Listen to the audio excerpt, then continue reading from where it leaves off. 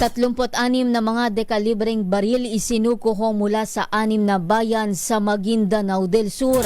Detalye RH19 June Dimakutak June.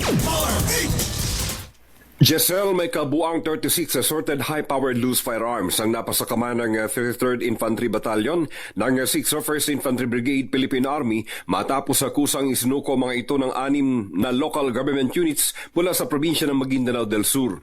Batay sa impormasyon mula sa 6th Infantry Brigade Information Team, ang pagsuko ng mga armas ay bilang resulta ng nagkakaisang layunin ng military at ng municipal local government units ng Sharif Agwak, Sharif Saidona Mustafa, Dato Abdullah Sangki, Mama Sapano, Raja Buayan at Sultan sa Barongis para sa programang pangkapayapaan sa kanilang mga komunidad.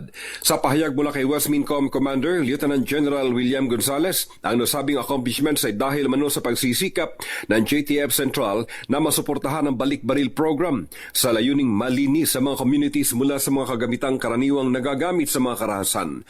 Ang mga armas sa formal na presenta ng 53rd IB kina 601st Brigade Commander Brigadier General Oriel Pangkog, Mama Sapano Mayor Ahmad Ampatuan Jr. at mga representatives ng iba't ibang concerned LGUs ay kinabibilangan ng 2 40mm M203 grenade launchers, 5 50mm M79 grenade launchers, 2 caliber .30 sniper rifles, 1 40mm rocket-propelled grenade launcher, 1 M1 Garand rifle converted to M14 rifle, 1 AR-15 Bushmaster, 1 caliber .30 carbine rifle, 2 12-gauge shotguns, 11 pieces of 9mm submachine guns, 2 caliber .45 pistols converted bilang submachine guns, 6 na 38 caliber revolver pistols at 1 45 caliber pistol.